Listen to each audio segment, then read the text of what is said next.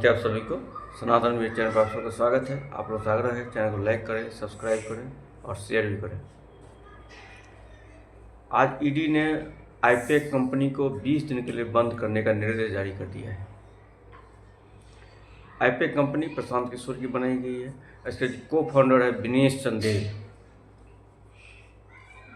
उनको अरेस्ट कर लिया गया है और इस कंपनी को 20 दिन के लिए बंद करने के लिए आदेश दे दी गए। कंपनी सभी कर्मचारी छुट्टी दे दी गई और पूरे 20 दिन के लिए वो, अर्थात जब तक नया चुनाव नहीं आ जाए, नई सरकार नहीं आ जाती, तब तक के लिए इसको बंद कर दिया गया है। प्रशांत किशोर को इसका संस्थापक माना जाता है। पिछले चुनाव में प्रशांत किशोर ने ही ममता बनर्जी की पूरी मॉनिटरिंग किया था, पूरी चुनाव की देखभाल किया था, पूरे चुनाव उन्हीं के निर्देश में लड़ाया गया था और इस चुनाव में ममता बनर्जी की बड़ी जीत मिली थी। अभी हाल में ही इस पर जो इसके दफ्तर पर जो छापा ईडी की रेड पड़ी थी, उसमें ममता बनर्जी स्वयं जाके ईडी के अधिकारी के हाथ से वो सारे कागजात छीन लिए थे।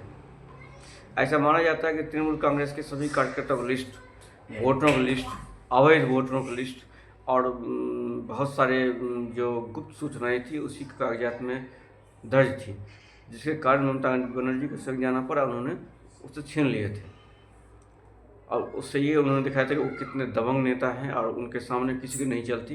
वो ईडी हो, सुप्रीम कोर्ट हो, प्रधानमंत्री हो, गृह मंत्री हो, किसी की नहीं चलती। वो सबसे शक्तिशाली नेता हैं। उन्होंने ये साबित करने की कोशिश की, लेकिन इलेक्शन कमीशन ने आईपैक को 20 दिन के लिए बोरिया से बांधने का निर्देश जारी करके ममता बनर्जी की जो चुनावी जो संभावना है उस पर पलीता लगा दिया गया। आईपैक कंपनी जो है, इसका मतलब है Indian political action committee. IUPAC Indian political action committee के नाम से आईपैक बनाई थी, जो प्रशांत किशोर ने बनाई थी। और और इनके जो विनेश पटेल हैं, विनेश चंदेल है जो उसके को फाउंडर हैं।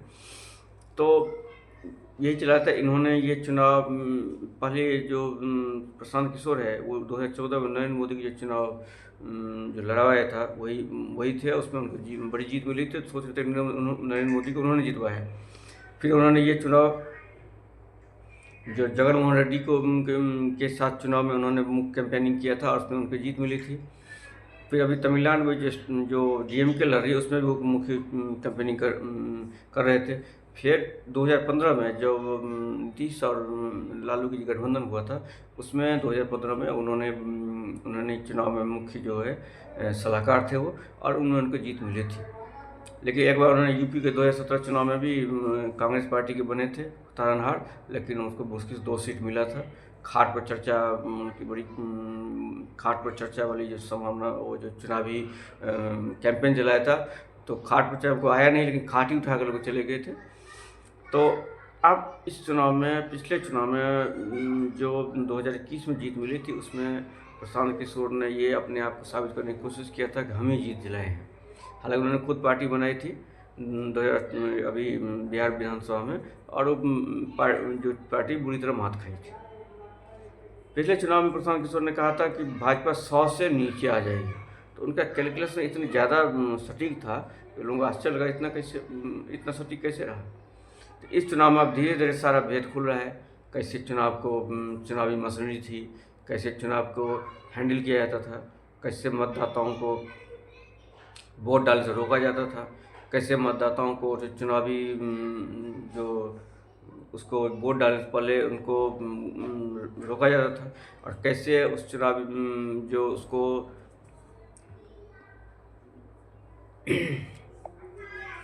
ये जो चुनावी मशीनरी थी, और कैसे जो मतदाता है, जो उनके विरोधी है, उनको चुनाव जीतने से रोका जाता था। उसके बाद मृतक लोगों का वोट डलवाया जाता था, बोगस वोटिंग कराई जाती थी। जो शिफ्टेड लोग हैं उसकी वोटिंग कराई जाती थी, जो वोटर नहीं है उससे वोटिंग कराई जा सकती थी। तो वो सारी काम जो करवा सकते थे वो कर रहे थे। और फिर चुनावी गिनती के समय में भी बहुत सारी धांधलियाँ होती थी। जो बूथ पर जो कैमरे थे वो एक नियत समय में बंद हो जाते थे और सारे बूथ के मैनेजमेंट कर लिया जाता था। ये सब कारणों से उनकी जीत जो है और 30% का एक फिक्स वोट था ही, तो इस सब संभावना से उनको जीत मिल जाती थी। लेकिन इस बार संभावना बहुत बदल गई है। इलेक्शन कमीशन ने पूरी तरह से इस बार चुनाव को पूरी तरह से टाइट कर दिया है। जैसे टी.एन. शेषन ने बिहार में जो जंगल राज लाने वाले लालू प्रसाद की चुनावी संभावना पर पलीता लगाया था, वही काम इस बार ज्ञानेश कुमार कर रहे हैं। अभी स्वयं प्रधानमंत्री नरेंद्र मोदी ने भी कहा है महाजंगल राज पश्चिम बंगाल में। तो पश्चिम बंगाल की जो स्थिति है बिहार की स्थिति से ज़्यादा खराब है, और पूरे पश्चिम बंगाल में लोगों के मन में बहुत ही गुस्सा है, क्रोध है। हालांकि बता नहीं रहे, बहुत सारे पत्रकार बैठे पड़े अपने आप पत्रकार बताते हैं, तो वो बताते हैं कि नहीं वो ममता बनर्जी पक्ष में हवा है, लेकिन लोग डर से कुछ बता नहीं पा रहे हैं। लेकिन केंद्र सरकार को ये सुनिश्चित करना होगा और चुनाव आयोग को कि लोगों को निष्पक्ष मतदान कर सके लोग, उसके लिए व्यवस्था सुनिश्चित करनी पड़ेगी। और चुनाव के बाद कोई हिंसा न हो, उसकी भी व्यवस्था करनी होगी। लोगों को आश्वासन देना पड़ेगा कि उनके साथ कोई हिंसा नहीं किया जाएगा। हालांकि अमित शाह ने इसीलिए 15 दिन बोले हैं कि मैं पश्चिम बंगाल में यहाँ रहूँगा और किसी भी हिंसा को रोकने के भरपूर प्रयत्न करेंगे, इस बात का आश्वासन उन्होंने दिया है। और उनका रहना पश्चिम बंगाल में जो मतदाता है उनको ये बहुत बड़ा ये आश्वासन मिला है कि गृह मंत्री हैं 15 दिन, तो उनको कोई दिक्कत, कोई सुरक्षा के लिए कोई दिक्कत नहीं होगी। लेकिन फिर भी लोग डरे हुए हैं, फूक फूक के कदम बढ़ा रहे हैं। लेकिन स्वयं ममता बनर्जी की जो अपनी हवाइयाँ उड़ रही हैं, उन्होंने चुनाव में उनकी जुबान फिसल गई कि जो फूल कोई बटन दबाना। तो अब ये धीरे धीरे ये चुनावी जो है बहुत ही रंगीन होता जा रहा है, और ऐसा लग रहा है कि धीरे धीरे उनके ममता बनर्जी पूरी तरह से विश्वास जो था चुनाव जीतने का, खेला होवे का विश्वास था, वो बहुत ही कम हो गया है।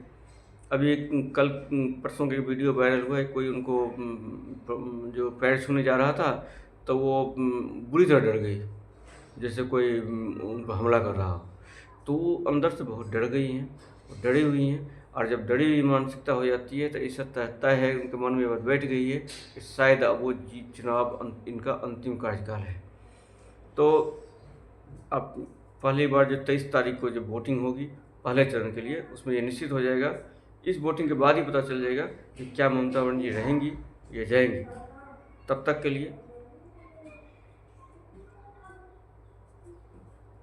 के लिए हम प्रतीक्षा करेंगे, और उसके बाद पहले जब चुनाव हो जाएगा पहले चरण का, तब ये एक बात निश्चित हो जाएगा कि चुनाव किस दिशा में जा रहा है।